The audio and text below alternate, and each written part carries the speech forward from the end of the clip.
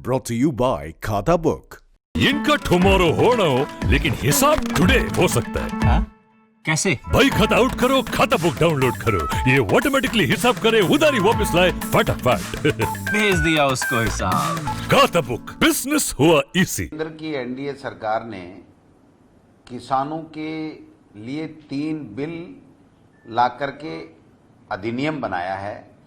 उन तीनों अधिनियमों में किसान के विरोध की बातें हैं, किसान को कमजोर करने की बातें हैं, और जिस प्रकार से ये अधिनियम लाकर के मोदी सरकार ने अपने ही वादे से मुकरने का काम किया है। एमएसपी का जो वादा मुख्यमंत्री रहते हुए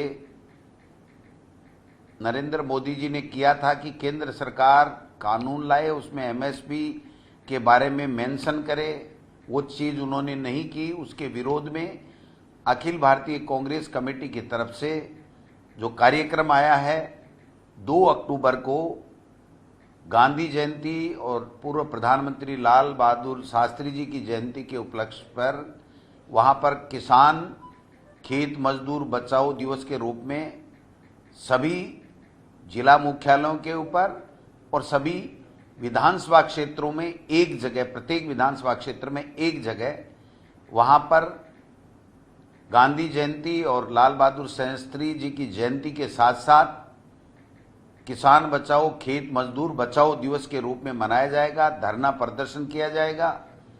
तमाम विधायक, निवर्तमान जिलाध्यक्ष, ब्लॉक अध्यक्ष किसानों को साथ में लेकर के बैठेंगे और ये विरोध प्रदर्शन करके ये बताया जाएगा कि मोदी जी, आपने जिस प्रकार से तानाशाही पूर्वक व्यवहार करते हुए अल्पमत में भी ये जो कानून बनाए हैं, मैं समझता हूं ये किसान के लिए काले कानून हैं और किसान इतना आक्रोशित है कि आने वाले समय में आपकी पार्टी का नामो निशान भी नहीं रहेगा। क्योंकि जिस किसान को आपने एनडीए की सरकार बनाते वक्त ये वादा किया था चुनाव में कि आपको लागत का किसान को 50% मुनाफा अनिवार्य रूप से दिया जाएगा, वो मुनाफा देना तो दूर, आपने उसकी जो एमएसपी है, जो समर्थन मूल्य है, उसको भी नहीं मिले, किसान के जेब में नहीं जा सके, उसकी व्यवस्था करने के लिए ये 3 काले कानून लाए हो।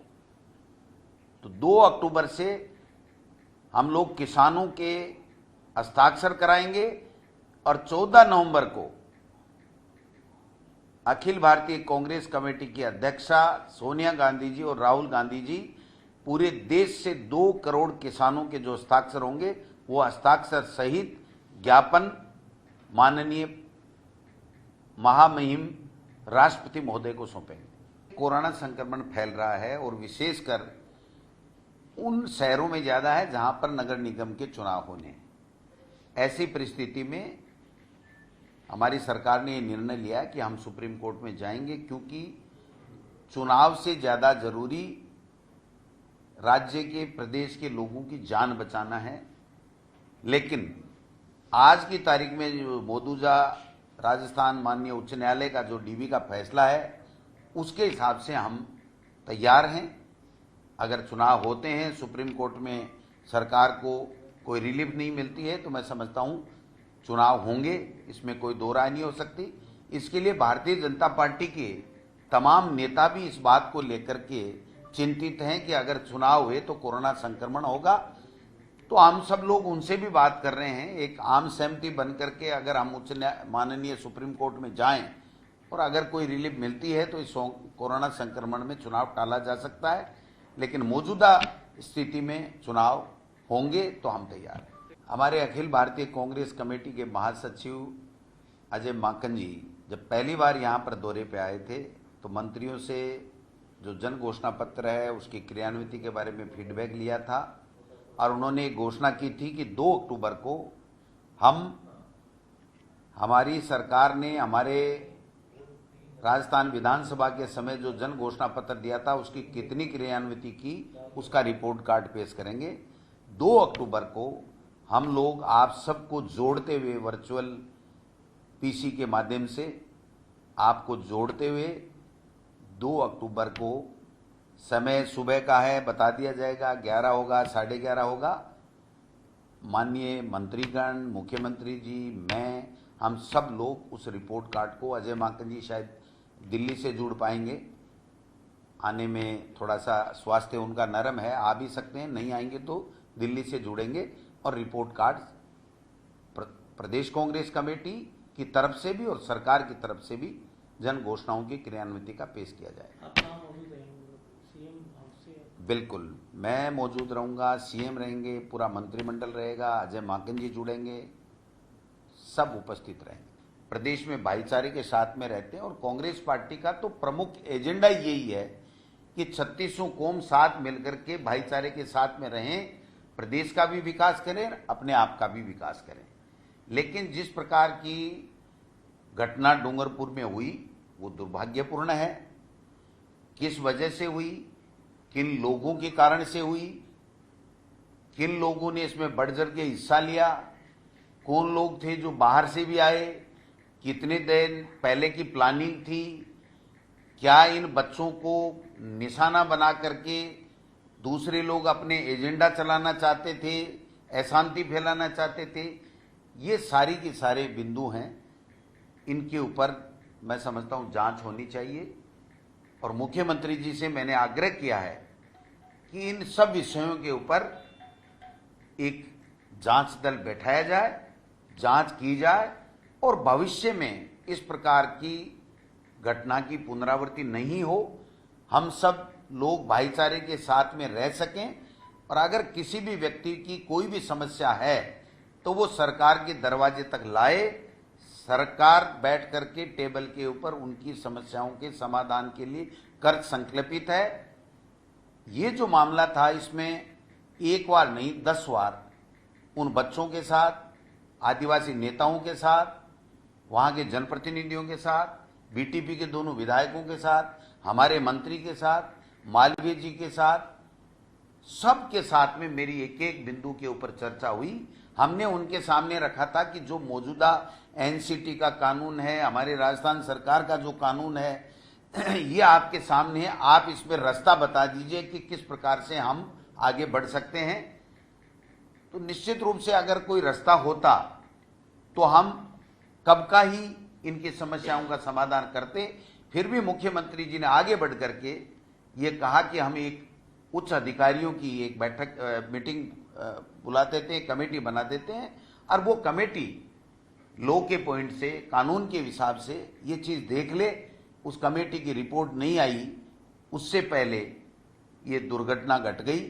मैं समझता हूं हमारे सबके लिए पीड़ादायक है, लेकिन मैं इस मौके पर कहना चाहता हूं भारतीय जनता पार्टी के कुछ नेताओं को, सब नहीं, पूनिया जी ने कोई इस तरह की बात नहीं कही, कटारिया जी ने बहुत अच्छी बात कही कि मौजूदा कानून में हल जो ये चाहते हैं वैसा नहीं हो सकता, कानून चेंज हो जाए एक अलग बात है। लेकिन मदन दिलावर जी ने जिस प्रकार से वहां जाकर के गए शांति बहाली के लिए और वहां जाकर के अशांति फैलाने के स्टेटमेंट दिए, मैं समझता हूं ये किसी के लिए भी शोभा नहीं देता। मदन दिलावर जी जैसे वरिष्ठ लोगों के लिए तो ये कतई शोभा नहीं देता है। हम सब एक सामाजिक प्राणी है, हम सबका दायित्व है कि सबको साथ रखते हुए कैसे शांति हम बनाए रखें, कैसे हम सब लोग खुश रह सकें। तो निश्चित रूप से ये घटना दुर्भाग्यपूर्ण थी, लेकिन घटी है तो इसकी पुनरावृत्ति नहीं हो, इनके ऊपर कैसे जख्म लगाए जाए, इसके लिए हमारी सरकार, हमारे मुख्यमंत्री जी और हम सब लोग चिंतित हैं। आप पैसे होंगे तो जाएंगे, लेकिन सरकार इस कोरोना काल में लोगों के साथ खड़ी है। किसी भी अभिभावक से बिना पढ़ाए कोई फीस नहीं ले, और जिस प्रकार से जो शिकायतें आ रही थी कि ट्यूशन फीस के लिए हाई कोर्ट ने कहा और अन्य चीजों के जोड़ के भी ट्यूशन फीस बता करके लोगों को ऑनलाइन से वंचित करने की जो बातें आ रही थी, पर्टिकुलर चाहे शिकायत नहीं आई, लेकिन इस तरह की बातें आने के बाद में हमने राजस्थान उच्च न्यायालय में ये कहा है कि इसको क्लियरिफाई कीजिए, क्योंकि जब तक स्कूल नहीं खुलते तब तक पाठ्यक्रम लागू नहीं होता, और जब पाठ्यक्रम लागू नहीं होता तो फीस भी कैसे अभिभावक देगा। अब कैपेसिटी बिल्डअप के लिए, ऑनलाइन एजुकेशन के लिए कितनी फीस देनी चाहिए, कितनी नहीं देनी चाहिए, और ट्यूशन फीस का क्या दायरा हो सकता है, ये सब चीज़ें मैं समझता हूँ कि लोगों के संज्ञान में थी और वो संज्ञान में हमारे लाए, तो हमने हाई कोर्ट में सारी बातें तथ्य कहे। अब दोनों तीनों पक्षों का आ जाएगा, अभिभावक आ जाएगा, सरकार का पक्ष भी आ जाएगा, और जो स्कूल वाले हैं प्राइवेट वाले उनका भी पक्ष आ जाएगा, और न्यायालय में जो भी है फैसला हो जाएगा। एक जो एमबीसी के मुद्दे पर सब कमेटी बनी, क्या लगता है इस पर कोई मीटिंग बुलाकर बुजुर्ग समाज के नेताओं से बात की जाएगी? अवधि भी पूरी हो चुकी है। वो तो सब कमेटी तो जिस विषय के लिए बनती है तो माननीय मुख्यमंत्री जी का और अधिकार है, वो बनाते हैं, तो निश्चित रूप से उस कमेटी का जो दायरा होता है उस पर वो लोग चर्चा जरूर करेंगे। ठीक है सर, एक लास्ट आपका दोस्त को प्रोग्राम भी होना है, उसका क्या रहेगा? हमारे अखिल भारतीय कांग्रेस कमेटी के महासचिव अजय माकन जी जब पहली बार यहाँ पर दौरे पे आए थे तो मंत्रियों से जो जन घोषणा पत्र है उसकी क्रियान्विति के बारे में फीडबैक लिया था, और उन्होंने घोषणा की थी कि 2 अक्टूबर को हमारी सरकार ने हमारे राजस्थान विधानसभा के समय जो जन घोषणा पत्र दिया था उसकी कितनी क्रियान्विति की उसका रिपोर्ट कार्ड पेश करेंगे। 2 अक्टूबर को हम लोग आप सबको जोड़ते हुए वर्चुअल पीसी के माध्यम से आपको जोड़ते हुए 2 अक्टूबर को समय सुबह का है बता दिया जाएगा, 11 होगा, 11:30 होगा।